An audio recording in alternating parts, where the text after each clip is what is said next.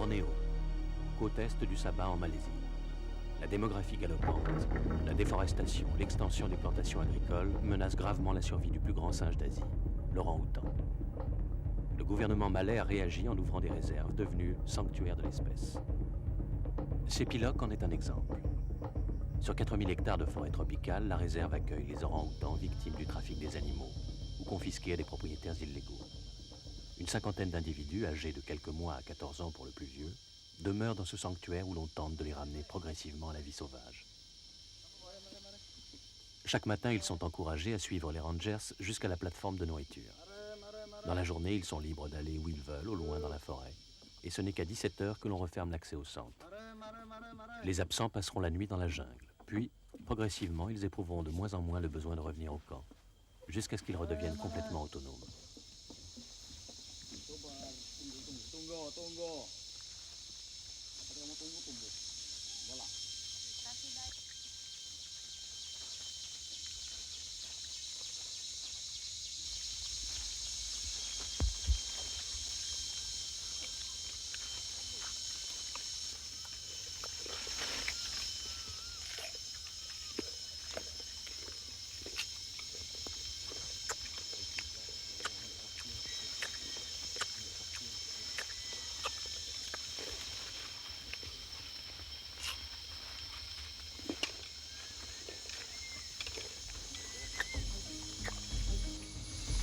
Isabelle Gilou, éthologue d'origine française, travaille à Sepilok depuis 2 ans sur un groupe de 20 orang-outans.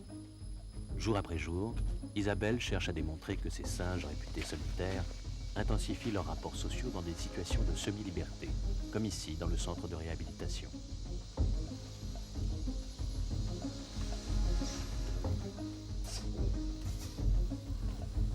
La première chose qu'il a fallu que j'apprenne, c'est à comprendre comment un orang-outan pensait, pour pouvoir penser comme lui. J'ai essayé de déterminer comment il me concevait pour pouvoir me présenter à ses yeux de la meilleure manière possible et d'une manière qui le dérangerait le moins possible.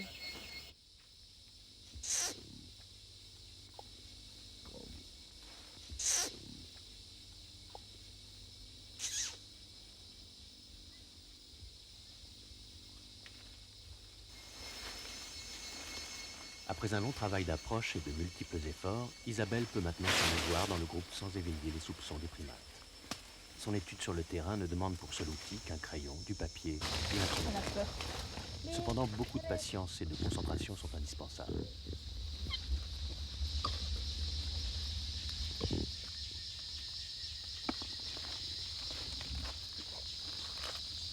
À chaque instant, Isabelle note en langage codé toutes les informations qui expliqueront au moment de l'analyse les comportements clés.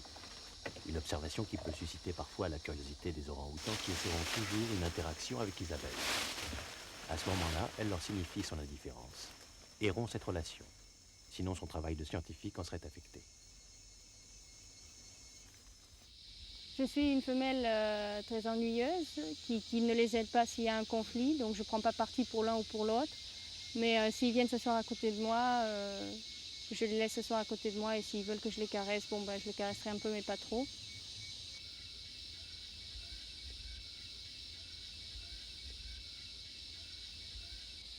J'ai toujours gardé mes distances pour être plus à l'aise pour étudier parce que sinon j'aurais fait des amis et des ennemis et donc j'aurais empêché le comportement naturel des orang-outans de prendre place.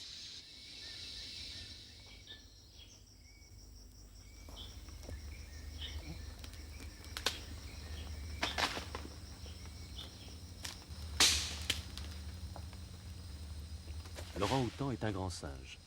Comme les chimpanzés et les gorilles, il appartient à la famille des pongidés. C'est le plus gros après le gorille de montagne. Les vieux mâles peuvent atteindre 130 kg, une envergure de plus d'1,50 m. La femelle est 2 fois plus petite. Mais l'originalité de ce primate est sa vie aux 2 tiers passés dans les arbres malgré sa taille, et le plus souvent en semi-solitaire.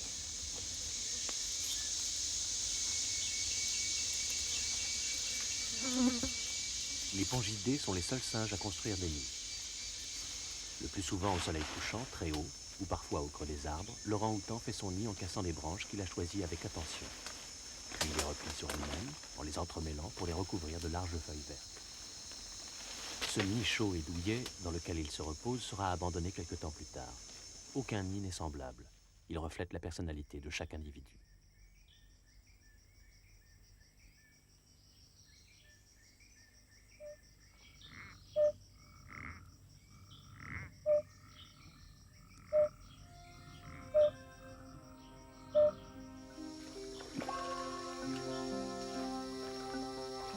Exceptionnellement, on peut rencontrer les orang-outans au bord d'un ruisseau, lorsque l'eau est très peu profonde.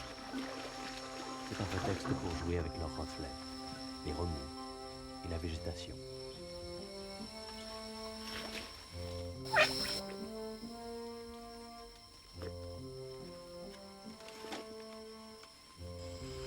Mon travail avec les orang-outans commence vers 8h30, 9h le matin, lorsqu'on amène les orang-outans de la nurserie à la forêt.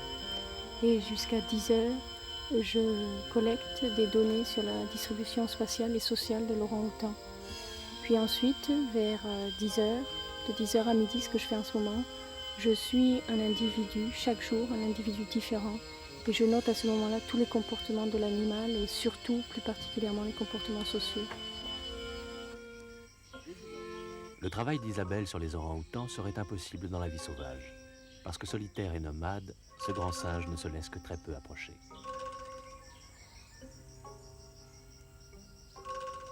À Sépiloc, le comportement de certains d'entre eux s'est modifié, révélant des attitudes sociales spécifiques. Traumatisés par l'arrachement à la mer et la réclusion, beaucoup d'individus manifestent leur manque à leur façon. Les moments les plus émotionnels avec les orang-outans, ça a plutôt été la tristesse qu'on éprouve lorsqu'on voit des jeunes orang-outans et qui ont des comportements qui sont en fait des conséquences de traumatismes psychologiques. Lorsqu'on voit un orang-outan qui suce son doigt, lorsqu'on voit un autre orang-outan qui se balance sans but, pour moi ça représentait qu'il fallait entièrement se remettre en cause. C'était triste.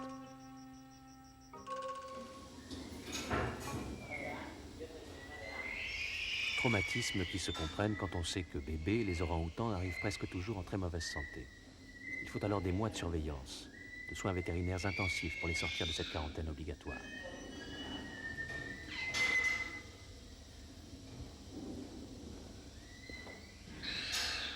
Progressivement, les rangers les conduisent en forêt pour leur enseigner la vie sauvage.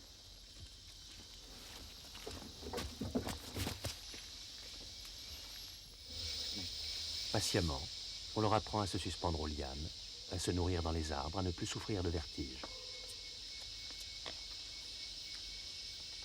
C'est dans ces moments que les bébés orang-outans, pour combattre leur peur face à ce nouvel univers hostile, la forêt, nouent des amitiés pour des années. Il faut au minimum 7 à 8 ans avant qu'ils puissent partir vers leur nouvelle vie, la vie sauvage, celle de leurs ancêtres.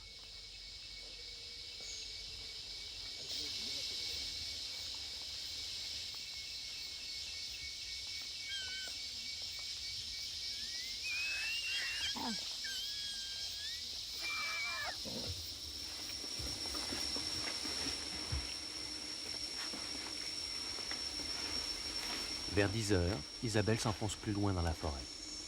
Elle peut parcourir ainsi plusieurs kilomètres en suivant chaque jour un individu différent.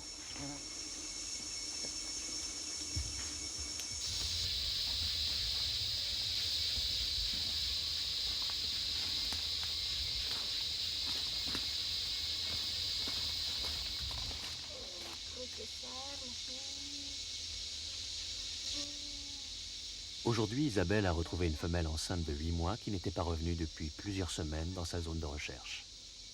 Signe que cette femelle de 11 ans n'a plus besoin des hommes.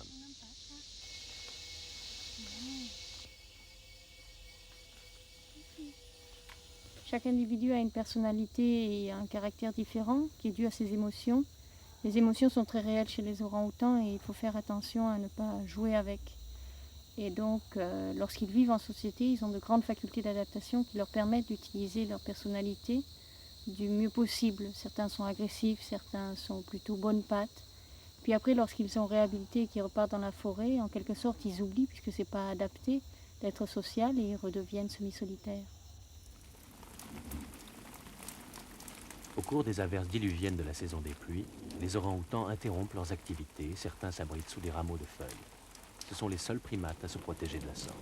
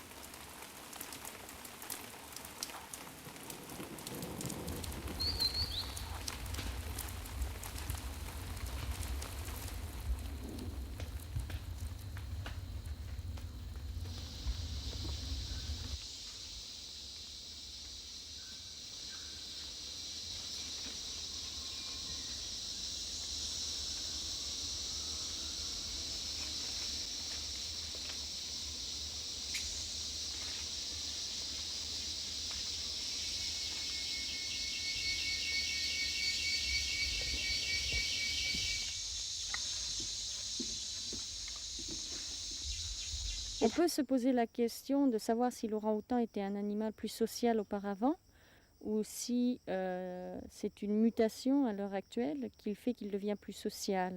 L'ancêtre de l'orang-outan avait une communauté, c'était le gorille de l'Asie. Et donc, ce qui veut dire qu'à l'heure actuelle, lorsqu'on l'enlève de la forêt et on lui donne les conditions de pouvoir recréer une société, il peut créer une société. Ça, c'est une des théories. La deuxième théorie pourrait être qu'en fait, c'est grâce à ses grandes intelligences qu'il est capable de s'adapter et de créer une société. Mais je pense qu'il est obligé qu'il ait eu un ancêtre un peu plus social. Un ancêtre plus social, certainement. À voir l'attitude de cette femelle qui s'empresse de montrer sa progéniture.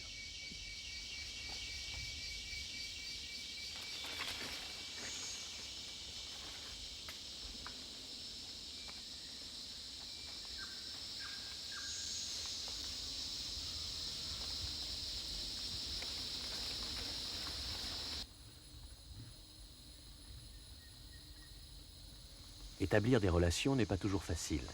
Et la jalousie, l'amitié, la peur, la frustration et la colère sont des émotions très réelles chez les orang-outans.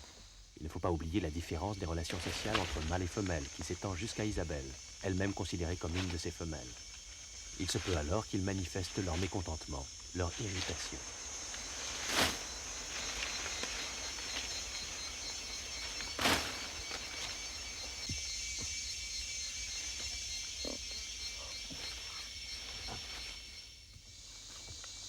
Les déplacements du grand singe ont démontré qu'il possédait une mémoire précise de la forêt. Selon la saison, il connaît la localisation exacte des fruits et se déplace en ligne droite, d'arbre en arbre. Isabelle, pour délimiter son territoire, a mis au point une méthode très minutieuse. Afin de récolter les données sur la distribution spatiale des orang-outans dans un périmètre de 500 mètres carrés autour du lieu de nourriture, j'ai numéroté tous les arbres. Donc j'ai maintenant établi une carte où j'ai 52 arbres et 10 lianes pour lesquels je sais la distance entre chacun d'entre eux.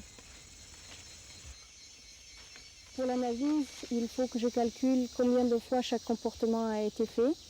Et puis il faut aussi que je calcule qui c'est qui a eu une interaction avec qui pour définir les animosités et les amitiés. Donc c'est un très long travail.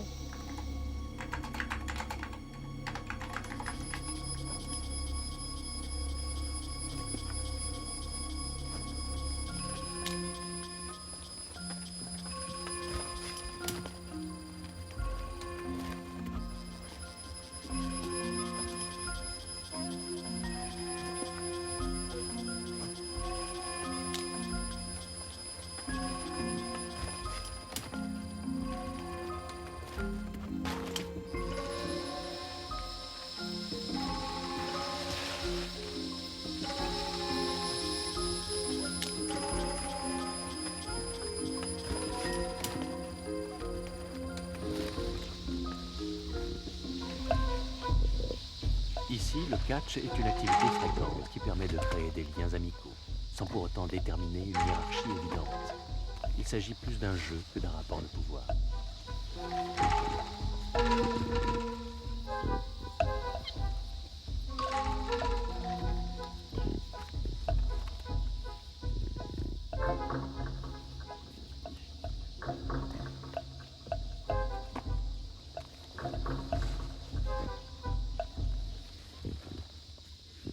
Si l'orang-outan n'est pas agressif par nature, il peut attaquer parfois sans avertissement et violemment.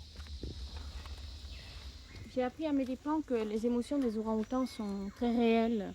Et un jour, une jeune femelle m'a attaquée, c'est d'ailleurs là-bas, parce que pendant toute la matinée, je lui avais refusé justement de pouvoir avoir le lien privilégié qu'elle avait avec moi, c'est-à-dire de s'asseoir à côté de moi et puis de s'amuser à regarder mon carnet de notes.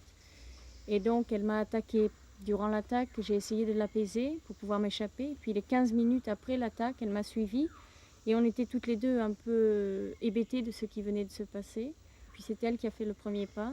Et à partir de là, donc, je l'ai laissée devenir mon amie à nouveau. Pendant 15 jours, je lui ai fait comprendre qu'il fallait qu'elle travaille pour récupérer mon amitié. Donc les 2 semaines qui suivirent l'attaque, je l'autorisais à redevenir mon amie, mais je lui fis comprendre qu'elle devait travailler pour atteindre ce but.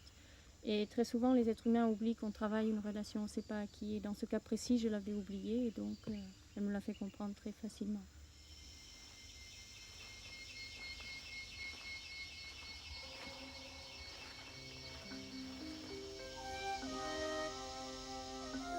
Avant l'accouplement, un grand mâle peut suivre une femelle parfois jusqu'à 3 jours pour arriver à ses fins.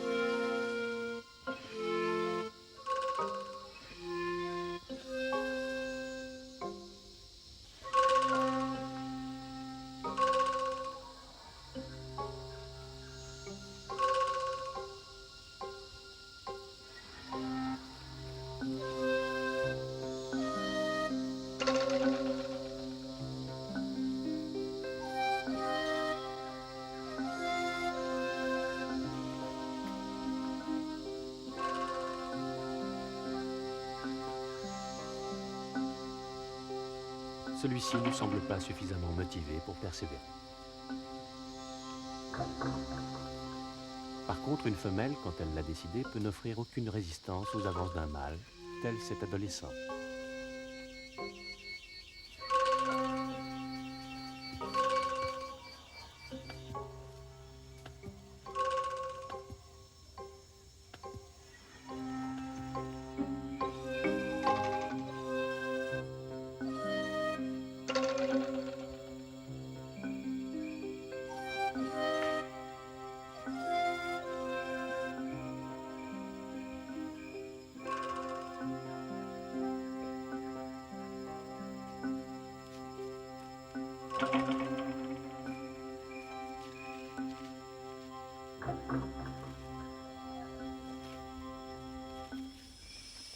Les orang-outans sont de gros mangeurs de fruits, qui représentent plus de 60% de leur alimentation. Mangue, mangoustan, lamsat, mais surtout toutes les espèces de figues et de durian, sans négliger un régime de feuillage et d'écorce d'acacia ou de ficus.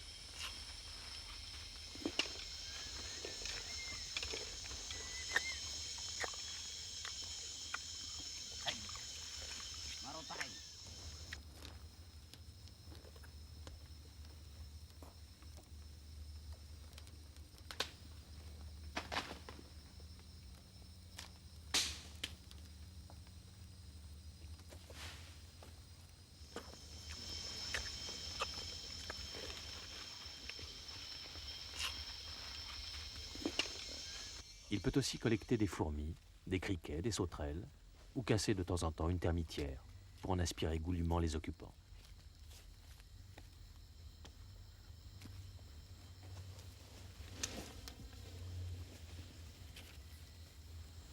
Suivant la saison, quand il y a beaucoup de fruits, ils vont donc se concentrer sur les fruits, sinon ils mangent beaucoup de plantes, et surtout de plantes vertes, des feuilles, les jeunes pousses.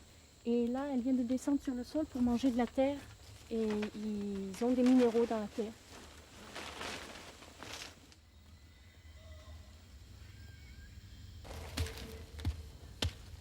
Pour les pensionnaires de ces piloques, cette recherche individuelle de la nourriture en forêt signifie la réussite de la réhabilitation.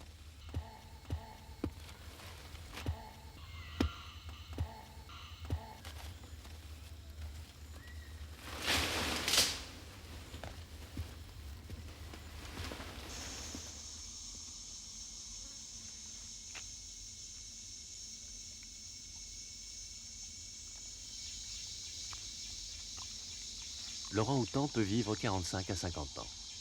La femelle aura ses premières menstruations vers l'âge de 7-8 ans. Plus tard, à 12 ou 13 ans, après une gestation de 8 à 9 mois, elle donne naissance à un bébé. Elle s'en occupe au moins 4 ans, pendant lesquels son temps est consacré à l'allaitement, l'alimentation par la nourriture pré-mâchée et à son éducation. La femelle ne pourra mettre au monde que 4 ou 5 descendants durant sa vie. Équilibre fragile pour cette espèce menacée.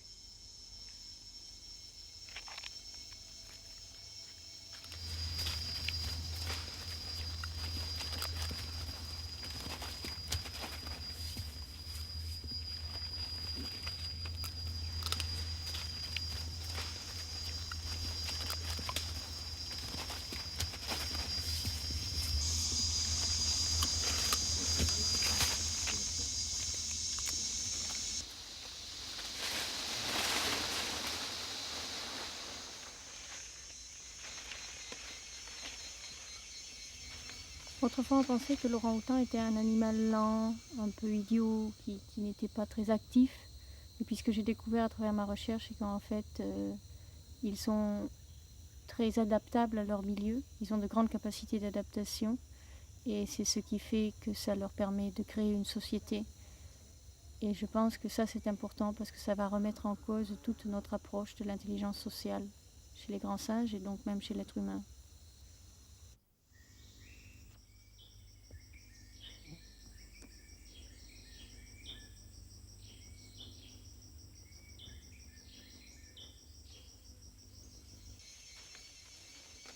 Si on suit le raisonnement que l'orang-outan est à l'heure actuelle en train de muter et que son intelligence se développe vers un animal social, est-ce qu'il deviendrait l'homme?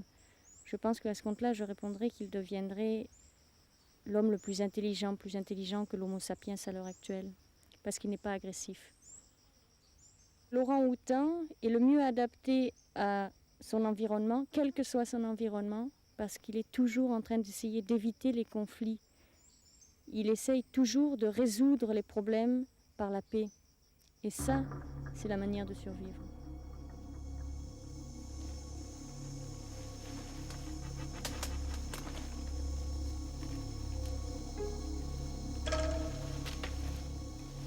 À Bornéo, on raconte que l'orang-outan vivait autrefois parmi les hommes. Mais un jour, lassé par les querelles communautaires, il choisit de se retirer dans les profondeurs de la jungle. La forêt devint son refuge. Une forêt aujourd'hui menacée. Maintenant, l'homme des bois n'a plus le choix. Sa survie dépend des hommes.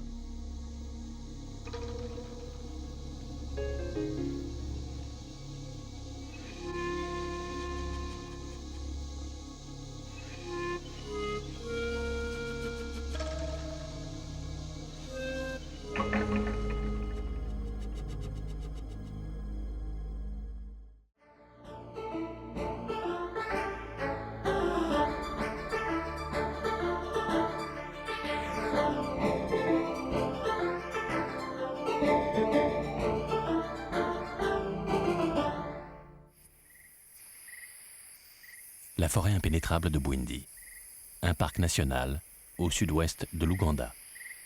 Elizabeth McPhee vit ici depuis 2 ans. Elle dirige le programme international de conservation des gorilles. Ce sont les babouins qui l'ont amenée pour la première fois en Afrique. Après une recherche de 2 ans sur ces primates, des études de vétérinaires permettent à Liz de se consacrer aux animaux parmi les plus impressionnants, mais aussi les plus menacés de la planète, les gorilles.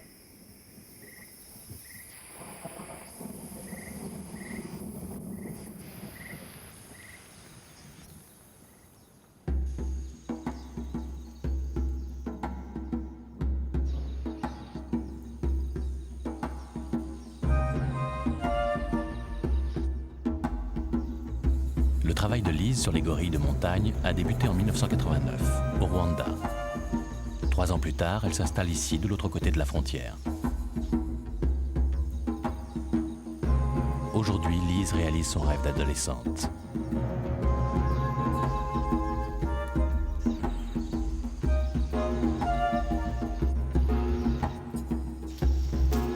Environ 300 gorilles de montagne vivent ici, à Bwindi, soit près de la moitié de leur population totale. Un patrimoine à protéger pour Liz. Avec une équipe du parc national, elle a mis sur pied un programme de sauvegarde des derniers grands primates.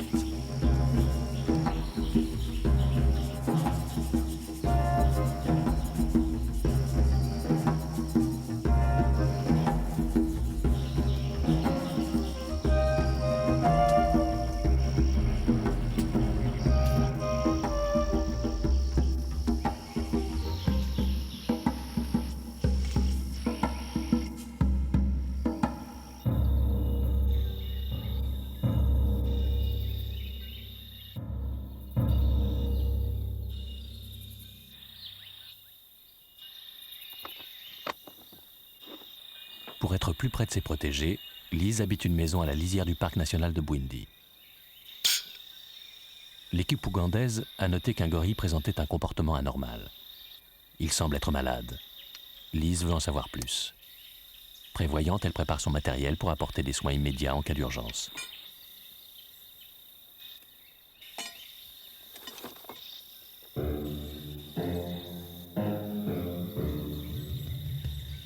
Alfred, l'un des guides avec lesquels Lise travaille, a repéré l'animal malade, à quelques heures de marche d'ici. «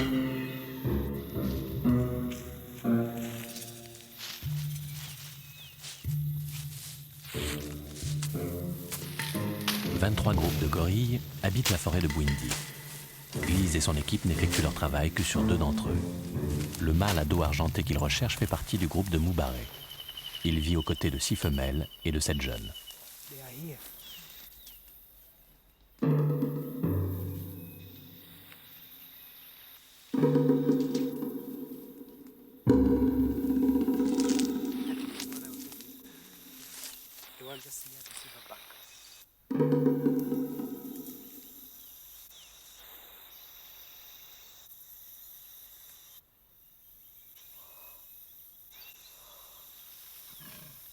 Kubwa, le dominant de ce groupe, paraît en effet très mal en point. Il ne se nourrit plus et semble à bout de force.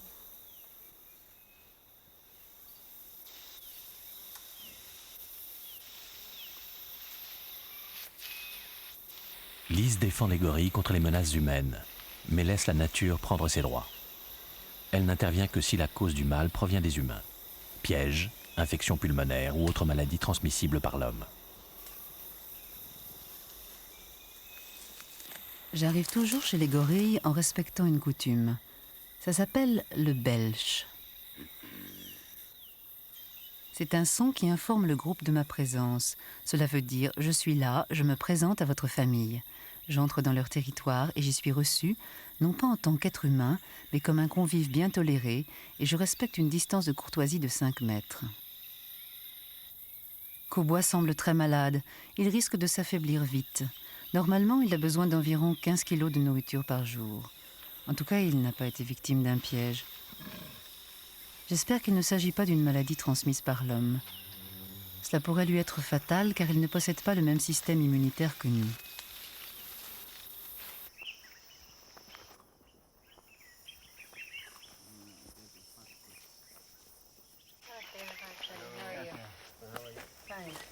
Lise ne peut pas être sur le terrain tous les jours. Les guides devront donc prendre le relais. Pour cela, elle leur fait un compte-rendu détaillé de son analyse. Pour l'instant, elle ne peut pas établir un diagnostic définitif.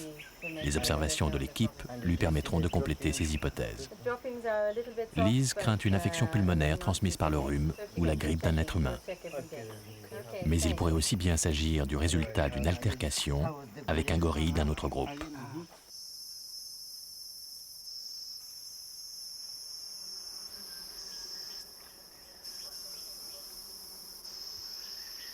À Bwindi, les groupes de gorilles varient de 3 à 24 individus. Certains ne comportent pas de femelles, d'autres des femelles difficilement acquises. Il arrive parfois que les territoires des groupes se superposent. Les rencontres peuvent générer certaines tensions et des désaccords se font parfois sentir. Ce jeune mâle dominant ne possède qu'une femelle au sein de son groupe. Ce dos argenté, plus âgé, est comblé. Plusieurs femelles vivent à ses côtés. Le convoiteur fait mine de rien, mais il veut tenter sa chance. Son aîné a remarqué son intérêt pour ses protégés. Pas question de se laisser marcher sur les pieds. Personne ne peut approcher ces femelles, péniblement conquises au fil des années. Mais elle semble plutôt intéressée par le nouveau venu et ne se gêne pas pour lui répondre.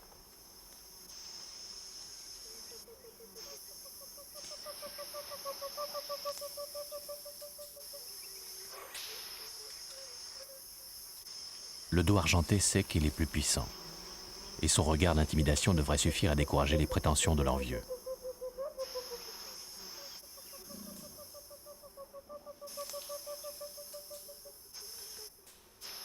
Exaspéré par les vocalisations de ses femelles, le dos argenté reste vigilant et attend que son rival retourne auprès de sa seule et unique dulcinée.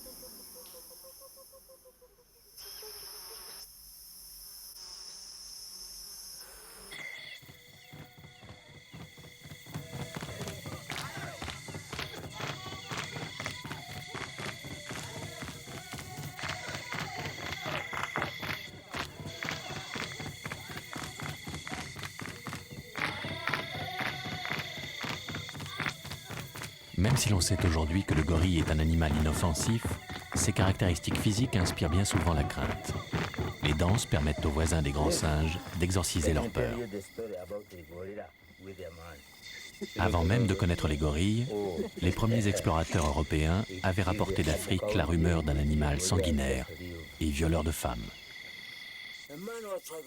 Une image qui s'est encore amplifiée au début du XXe siècle, avec les récits des chasseurs de trophées. Les légendes persistent. Lise écoute et tente de mieux comprendre les vieilles histoires de ces villageois. Elle sait que c'est en travaillant en collaboration avec eux qu'elle pourra protéger les gorilles de montagne, une espèce en voie d'extinction.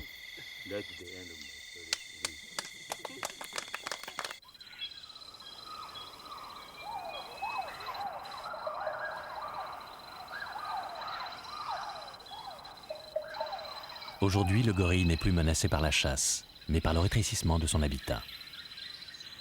La forêt de Bwindi est la dernière forêt primaire de l'Est africain. Atteignant les 2600 mètres d'altitude, elle abrite une prestigieuse diversité d'espèces de plantes et d'animaux uniques au monde. Mais Bwindi est aussi un îlot de forêt de 320 km², entouré d'agriculture intense, et au pied de laquelle réside l'une des plus fortes densités de population d'Afrique. Une activité humaine entraînant une cohabitation qui pourrait être néfaste pour les gorilles. Les gorilles sont d'autant plus fragiles que leur taux de natalité est faible. Une femelle met au monde un petit environ tous les 4 ans. C'est très peu, surtout pour une espèce dont il reste à peu près 620 individus. Et puis les petits ne survivent pas tous. Ils sont particulièrement sensibles au froid. Ceux-là semblent en très bonne santé. Pendant l'heure de la sieste, lorsque les parents se reposent, les petits jouent sans arrêt. Ils développent leur habileté, explorent leur environnement.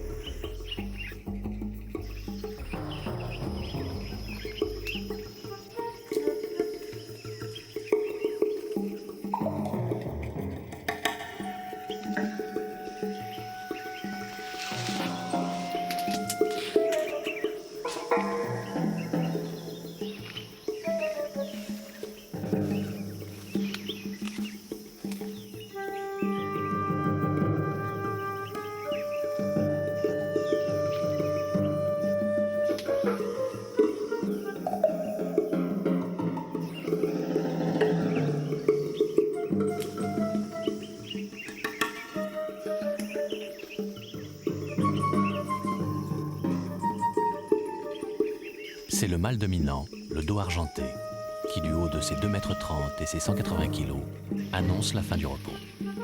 Il lui suffit de simples gestes pour signaler le départ au reste de la troupe. Il est temps d'aller se nourrir ailleurs. Maître incontesté, il dirige toutes les activités du groupe.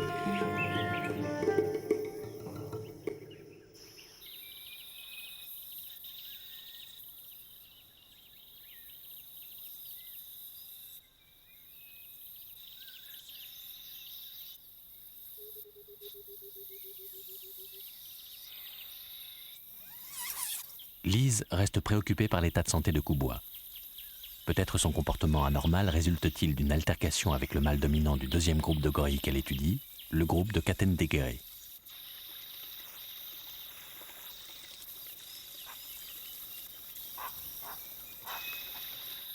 Lise a passé la nuit aux alentours du territoire de ces gorilles. Elle peut les rejoindre dans la matinée, au moment où ils sont normalement le plus actifs. En chemin, Lise récolte des échantillons de plantes médicinales utilisées par les populations locales.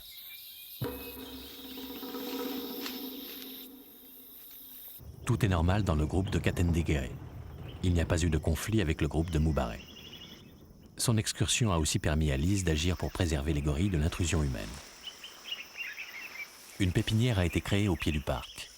Toutes les espèces de plantes habituellement récoltées par la population locale dans la forêt sont cultivées ici. Lise a rapporté les plantes et une graine consommée par les hommes et les gorilles. Il faut les faire pousser ici. La population n'aura alors plus besoin d'aller les prélever au sein de l'habitat des gorilles. Un système qui permet d'éviter aux grands singes d'être contaminés par des maladies humaines.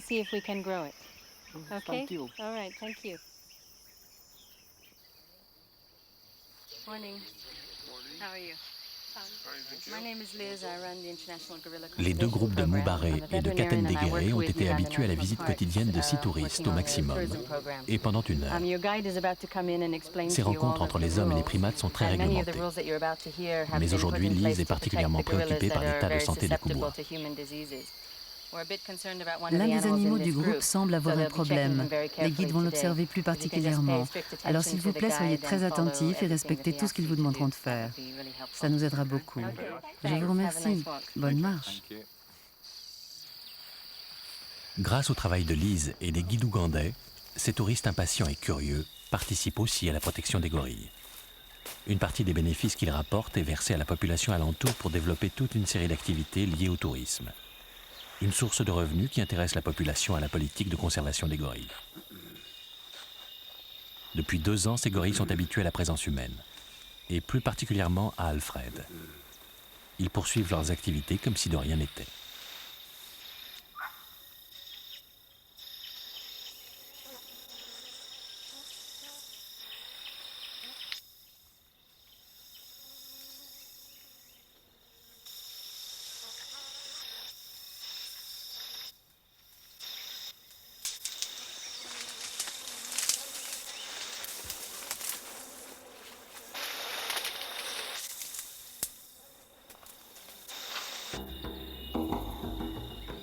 Koubois a mangé hier. D'après le guide, Féni, son état de santé semble s'améliorer. Ce n'est pas parce que Koubois se nourrit à nouveau qu'il n'est pas atteint d'une infection pulmonaire. Je veux vérifier s'il est rétabli. Féni est optimiste. Mais je dois d'abord passer par ce village. Ici, les bananiers sont régulièrement pillés par les primates. Lise demande aux villageois de ne pas intervenir et leur propose en compensation une donation pour les dommages occasionnés. C'est en évitant les conflits qu'elle et son équipe pourront sauver les grands singes. Pour Lise, cela passe avant tout par la transmission de sa passion pour les gorilles. Des gorilles que Lise et Féni doivent retrouver. Pour Lise, le contact avec la forêt de Bwindi et ses animaux est toujours le moment le plus émouvant de son travail.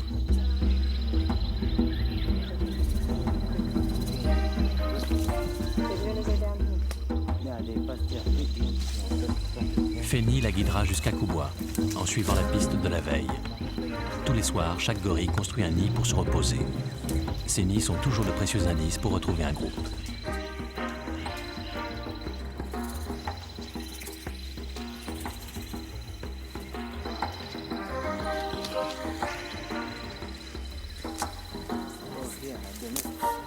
Chaque nuit, les gorilles construisent un nouveau nid. Savant entremêlage de feuilles et de branches, ces nids permettent de connaître la composition des groupes. Aucun membre de la communauté ne manque à son devoir. Le groupe de Moubaré a passé la nuit par ici.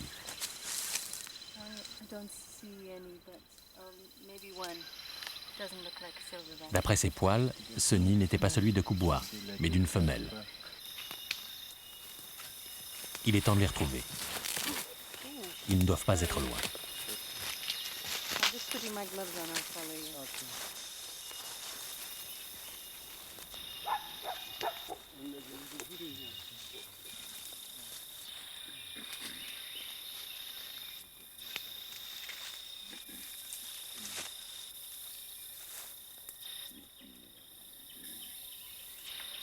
Koubois est là.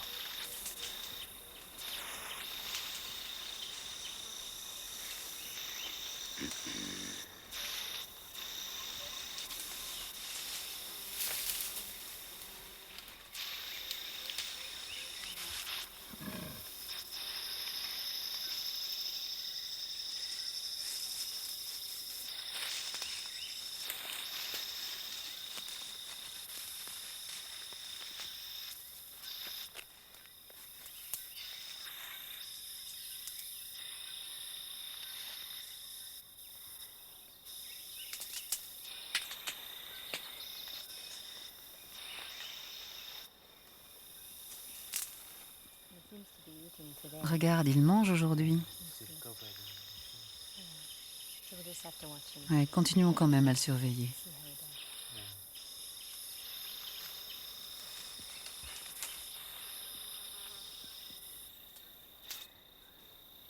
Kuboa a bel et bien retrouvé son appétit.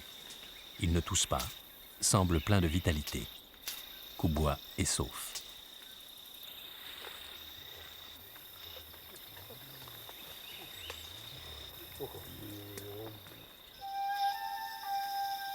Rassurée, Lise peut s'intéresser aux autres membres du groupe.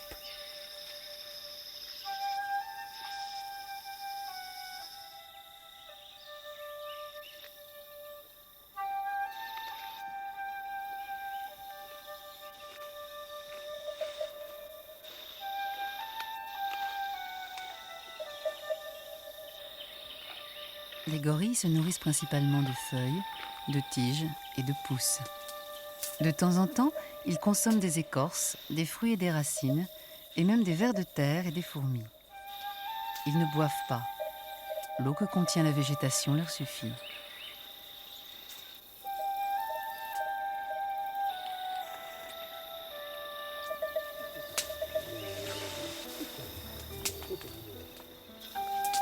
Après le repas du matin, les gorilles se reposent.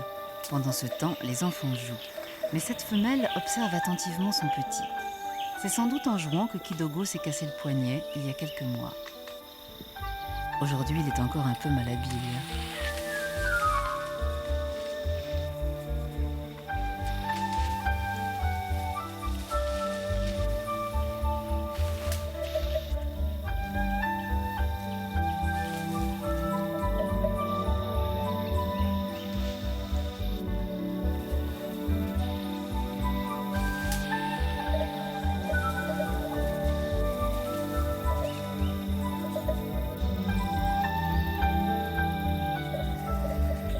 Lise est heureuse de voir que Kidogo utilise à nouveau son poignet cassé. Visiblement, il ne souffre plus, mais il semble encore avoir quelques problèmes de coordination.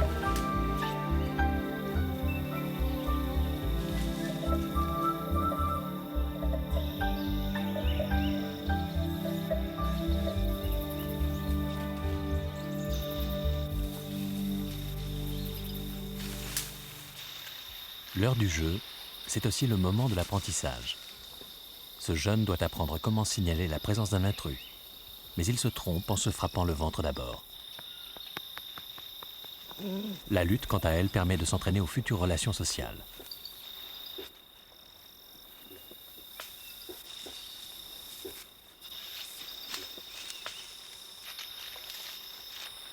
Le plus âgé sait s'arrêter à temps, au grand désarroi du plus jeune.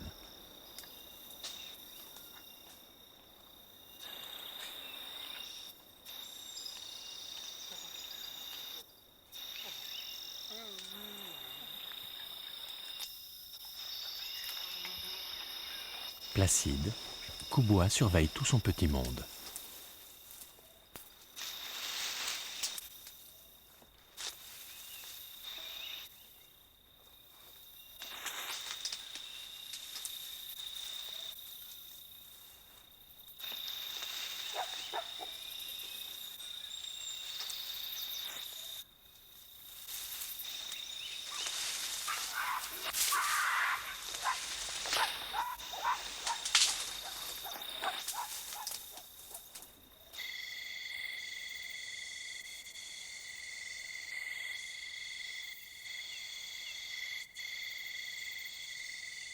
Chers parents, je ne vous ai pas écrit depuis longtemps car j'ai été très occupée à Bwindi. Le projet marche bien et mes collègues ougandais sont très compétents et motivés. D'ici, j'aperçois ma collection de photos de gorilles que j'ai faites pendant mon séjour au Rwanda. J'y ai ajouté une image qu'une amie m'a envoyée, celle du dos argenté Imbaraga. Cela m'a beaucoup émue. Son attitude, l'expression de son visage sur la photo évoque toute la force et le calme qui le caractérisaient. Sa mort m'a touchée plus que celle de tout autre gorille. Il a été victime d'une pneumonie, probablement due à une infection transmise par l'homme. Aujourd'hui encore, je suis attristée par le souvenir des femelles et des jeunes gorilles assis autour de son corps, le poussant du bras comme pour le réveiller. Le dos noir Imfubi, lui, avait couché sa tête sur celle d'Imbaraga. Lorsque nous avons su qu'il était malade, il était déjà trop tard pour le sauver. Observer la réaction des autres gorilles face au corps inerte de ce dos argenté a été un moment vraiment très émouvant pour moi. La mort d'un mâle dominant est une chose, mais le perdre à cause d'une infection introduite par l'homme, ça c'est un horrible gâchis. Nous avons eu la chance en Ouganda de pouvoir mettre en place l'activité touristique avec des règles aussi rigoureuses que celles instaurées au Rwanda. Néanmoins, la mort d'Imbaraga nous prouve que les règles les plus astreignantes ne sont pas une garantie absolue. Heureusement, il n'y a pas eu de cas de maladie au sein de la population de Bwindi. Mais nous étions inquiets ces derniers jours. L'un des gorilles était malade. Il semble aller beaucoup mieux maintenant. Mais j'ai eu peur, car j'ai tout de suite pensé à Imbaraga. Ici, mon travail s'est diversifié et je n'ai plus besoin d'observer les gorilles tous les jours. Cela me manque, mais me rend toutefois optimiste. Je suis fière de pouvoir laisser le personnel ougandais diriger seul ce parc, qui est leur parc.